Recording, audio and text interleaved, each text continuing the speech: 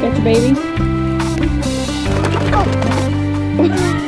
Every time! Hey guys, I wanted to show you an update on my sweet peas that I had shown you a video of me like pricking them out into individual cells. That actual cell is right here. So those are the ones that I pricked out. They're all doing great. So I pinched them, which is something that you do with sweet peas so that you, let me show you exactly what I'm talking about. So right here, right above the first set of natural leaves, I literally took a pair of scissors and went peek, and you'll see it threw out this stem, and then another stem in the side, and then this will be a stem. It just keeps, see how this one has got another third one in the middle? Amazing. So instead of having just the one central stem that I ended up pinching, it will grow multiples, and you'll have double, sometimes triple blooms. And look at this one little sweet pea that decided to join the party a little bit late. It's okay. It's like succession planting. I didn't even plan it. So that's what happens, and I just wanted to bring you an update on. You wanna play a game? What kind of a game? Maybe a Chromebook game? Maybe a Chromebook game? Like what? Like math or science or ELA? No, like Veda. Like what? Veda. I asked her if I could, and she said if Mom let you. Maybe. I'm gonna think about it. Ask me in a few minutes. Okay? Okay, so here are the ones. I did notice, however, that these ones that I started, and like I pinched them and I started them and I put them in this, this is a peat moss mix. It was one of the Jiffy ones. I noticed that the stems are definitely not as sturdy and strong as the ones that I started in the Fort V, the Vermont compost mix. So we'll see if that makes a difference when it comes to blooms. What are you doing? You better get away from my sweet peas. Hey, you better get away. Get away. Come on. Hi. Oh wow, they found a place to bathe. Apparently there's like a dirt spot right there. You taking baths, ladies? Yeah? The flies are out like, oh, there she goes. Asher's taking a bath. Girls, I don't have anything for you. But if you look close, there's flies. The cluster flies are all over the place. Eat the flies, girls. Eat them. Get them. Oh, see, they see them. They know it. They see them. Get the flies. Oh, Asher, how was your bath? Was it good?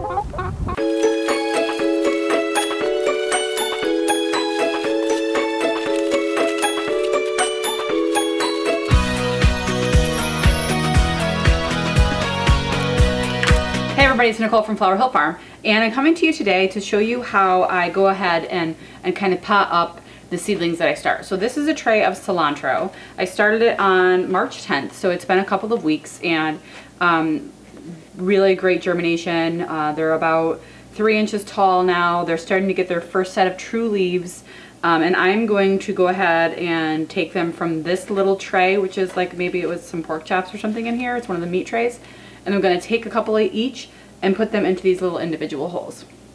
So this is a 72 plug tray. I got these from Johnny's Seeds.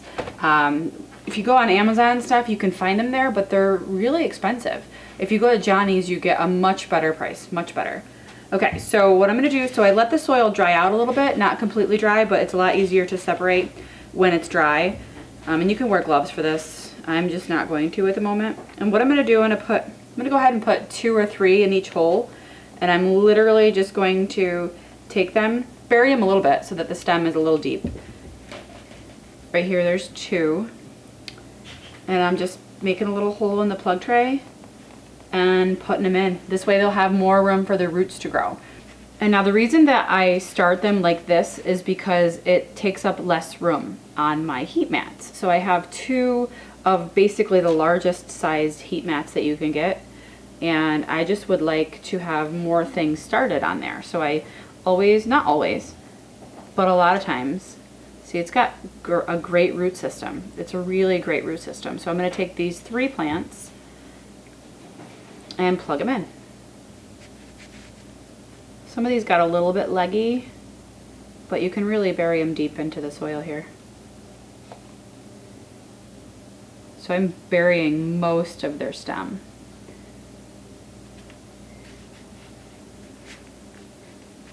don't have to do 2 or 3. You can do 1 in a pot. Some of these I did get a little too dry. We'll see. These are a little weak, but we'll see if they bounce back after being transplanted. My dog hears someone outside. She starts barking.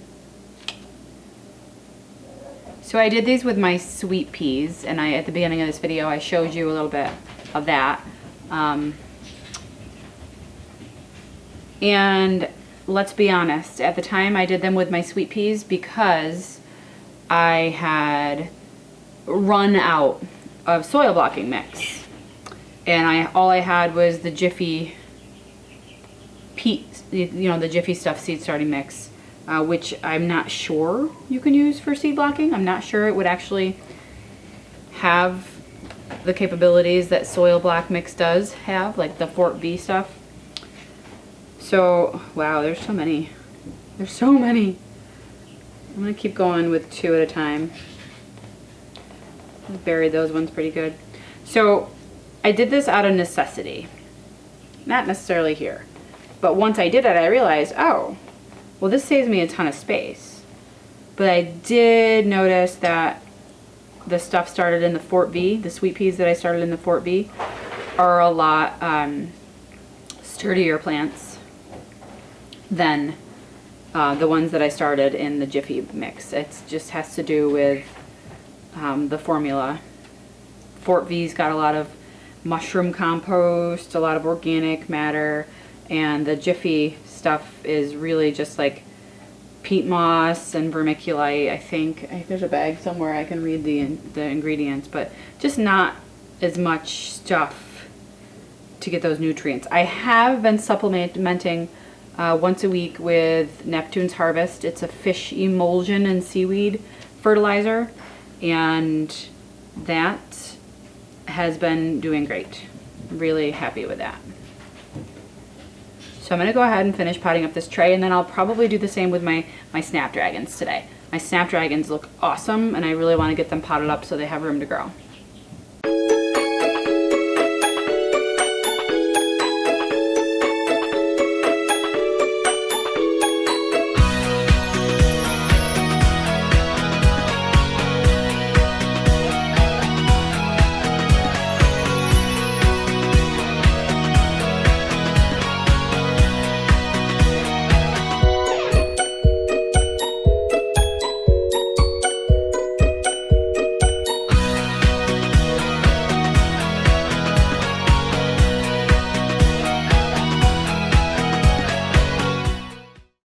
Okay, so I got almost all. There's still a couple little tiny baby ones. I'll try to fill up this tray. So yeah, all of them are transplanted. They look pretty good. Of course, they're gonna look good for the first few hours, and the real test will be like tomorrow when I come down in the morning and look and make sure that they're not dead, because sometimes plants have like transplant shock. But this is some nice healthy soil that they're going into. So they went from this size to this size, and I'm going to head and put them underneath the lights here. If I can find a spot.